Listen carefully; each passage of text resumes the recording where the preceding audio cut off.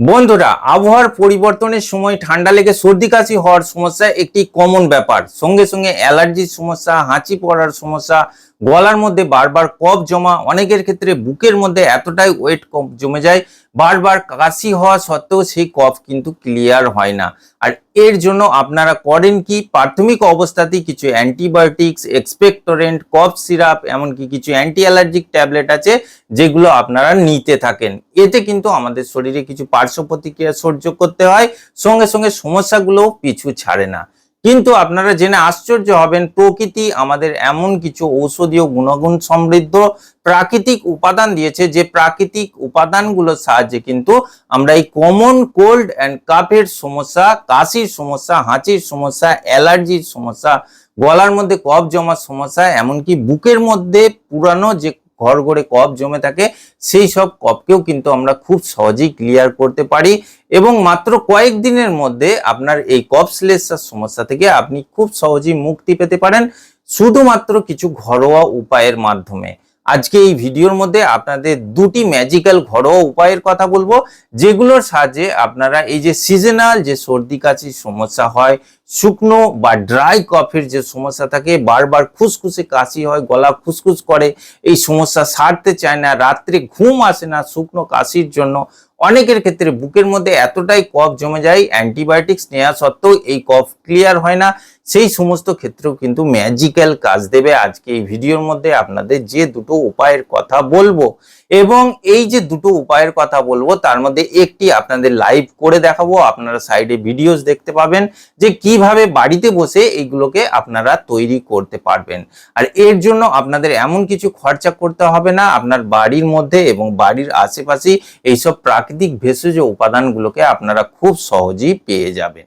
এবং সব থেকে বড় কথা হলো, এই দুটি উপায়কে আপনি যদি সঠিকভাবে প্রয়োগ করতে পারেন, সেক্ষেত্রে আপনার রেসপিরেটরি ট্র্যাক সংক্রান্ত যেসব সমস্যা আছে, যেমন অ্যালার্জির সমস্যা, গলায় বারবার কফ জমার সমস্যা, বুকের মধ্যে কফ জমে থাকলে সেইটা যদি ক্লিয়ার না হয়, সেটা কিন্তু খুব দ্রুত ক্লিয়ার হয়ে যাবে উইথাউট এনি মেডিসিন। কোনো রকম ঔষধ বা এক্সপেক্টোরেন্ট নেওয়ার প্রয়োজন হবে না।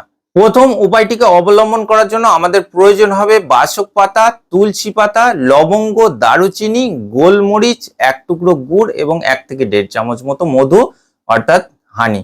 দেখুন, এই যে তুলসী পাতা এবং বাসক পাতা আছে, এর মধ্যে কিন্তু প্রচুর পরিমাণে ভিটামিন সি এবং কোয়ারসিটিন থাকে। এছাড়া এর মধ্যে anti inflammatory property, anti microbial এবং অ্যান্টি ভাইরাল প্রপার্টি থাকে, যেটা আমাদের রেসপিরেটরি ট্র্যাকের সমস্ত রকম সমস্যা থেকে আমাদের খুব সহজেই মুক্তি দেয়। 2 নম্বরে আছে জিঞ্জার অর্থাৎ আদা। এটা ন্যাচারাল অ্যান্টি ইনফ্লেমেটরি এজেন্ট হয়ে থাকে, আমাদের নাক, গলা এবং বুকের মধ্যে যে কোনো প্রকার ইনফ্লামেশন বা প্রদাহকে খুব সুন্দরভাবে দূর করতে সাহায্য করে।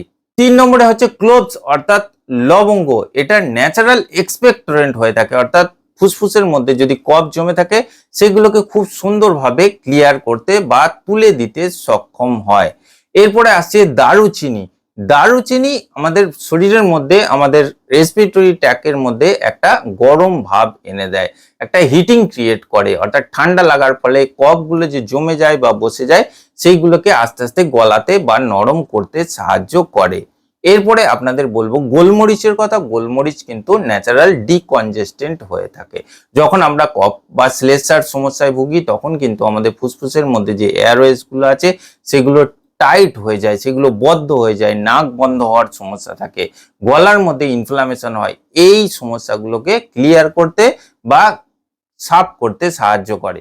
শেষে আপনাদের বলেছি গুড় এবং মধুর কথা, এই দুটো কিন্তু ন্যাচারাল সুদিং এবং কফ সাপ্রেসিং হয়ে থাকে। এইবার আপনাদের বলবো প্রিপারেশনটি কিভাবে তৈরি করতে হবে। একটি সসপ্যানের মধ্যে 2 কাপ মতো জল দিন, সেটাকে 2 মিনিট মতো ফুটতে দিন। হালকা ফোটার পর তার মধ্যে 5টি তুলসী পাতা এবং 5টি মিডিয়াম সাইজের বাসক পাতা দিয়ে দিন। আরো 1 থেকে 1.5 মিনিট ফোটার পর তার মধ্যে 5টি ফুল সমেত লবঙ্গ, 1 ইঞ্চি মতো আদা ছোট্ট ছোট্ট টুকরো করে দিয়ে দিন, 5টি গোলমরিচ দিন, সেটাকে আপনি ভেঙে বা গুঁড়িয়ে দিতে পারেন এবং তার মধ্যে ঠিক এইটুকু পরিমাণ কিন্তু দারুচিনি ছোট্ট ছোট্ট টুকরো করে দিয়ে দিন। যদি আপনি গুড় সমেত খেতে চান তাহলে কিন্তু এই পানীয়ের মধ্যে আপনাকে গুড়টাকেও মিশিয়ে দিতে হবে। যদি আপনি গুড় না খান সেক্ষেত্রে মধু দেওয়ার অপশন আছে, কিন্তু সেটা আপনাকে পরে দিতে হবে।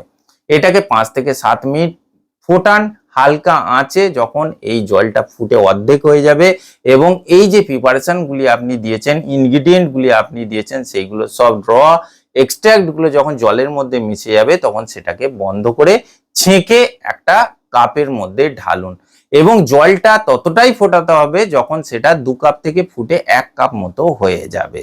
তারপর সেটাকে ঠান্ডা করে যদি আপনি মধুর সঙ্গে খেতে চান, যদি আপনার ডায়াবেটিসের সমস্যা না থাকে, তাহলে কিন্তু 1 থেকে 1.5 চামচ মতো মধু মিশিয়ে আপনি এটা খেতে পারেন।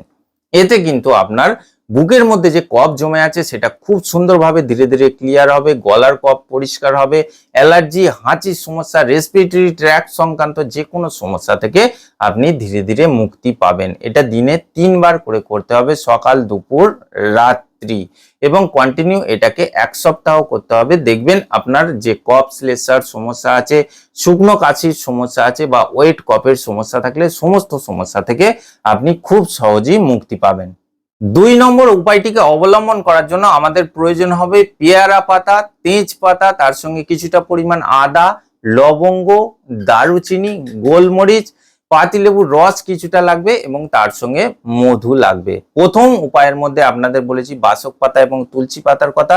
এই যে দ্বিতীয় উপায়টি আছে, এটা যাদের ড্রাই কফের সমস্যা আছে, লাগাতার শুকনো কাশি হয়, রাত্রে এই কাশির সমস্যার জন্য তারা ঘুমাতে পারেন না, গলার মধ্যে খুসখুসে ভাব তৈরি হয়, অ্যালার্জির সমস্যা থাকে, এই সমস্ত সমস্যার ক্ষেত্রে কিন্তু এই দ্বিতীয় উপায়টি খুব ভালো কাজে দেবে বা ম্যাজিক্যাল কাজ দেবে। যাদের শুকনো কাশির সমস্যা আছে তারা কিন্তু খুব ভালো ফলাফল পাবেন। একটি সসপ্যানের মধ্যে 2 কাপ মতো জল দিন, তার মধ্যে 5টি ধুয়ে নেওয়া পেয়ারা পাতা, 5টি তেজপাতা ছোট্ট ছোট্ট টুকরো করে দিয়ে দিন, কিছুক্ষণ ধরে ফোটান। তার মধ্যে 1 ইঞ্চি মতো আদা ছোট্ট ছোট্ট টুকরো করে দিয়ে দিন, 5টি লবঙ্গ, 1 টুকরো মতো দারুচিনি এবং 5টি গোলমরিচকে ভেঙে দিয়ে দিন এবং সেটাকে 5 থেকে 7 মিনিট ফোটান।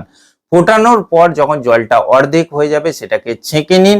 ছেঁকে নেওয়ার পর তাতে 1/2 চামচ মতো পাতিলেবুর রস মেশান এবং 1.5 চামচ মতো মধু মেশান।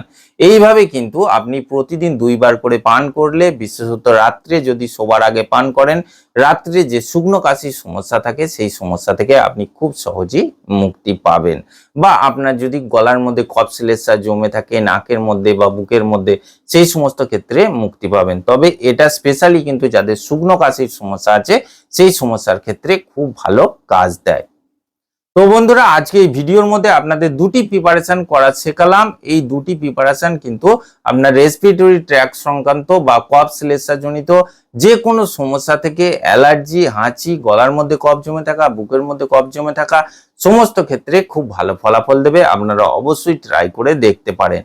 আশা করছি আজকে ভিডিওটি আপনাদের ভালো লেগেছে। যদি ভালো লাগে অবশ্যই একটি লাইক করবেন আর এই ধরনের বিষয়ভিত্তিক ভিডিওর জন্য আমার চ্যানেলটিকে সাবস্ক্রাইব করে পাশের বেল বাটনটি টিপে অল অপশনটি ক্লিক করে দেবেন। দেখা হচ্ছে পরের ভিডিওতে। ভালো থাকবেন।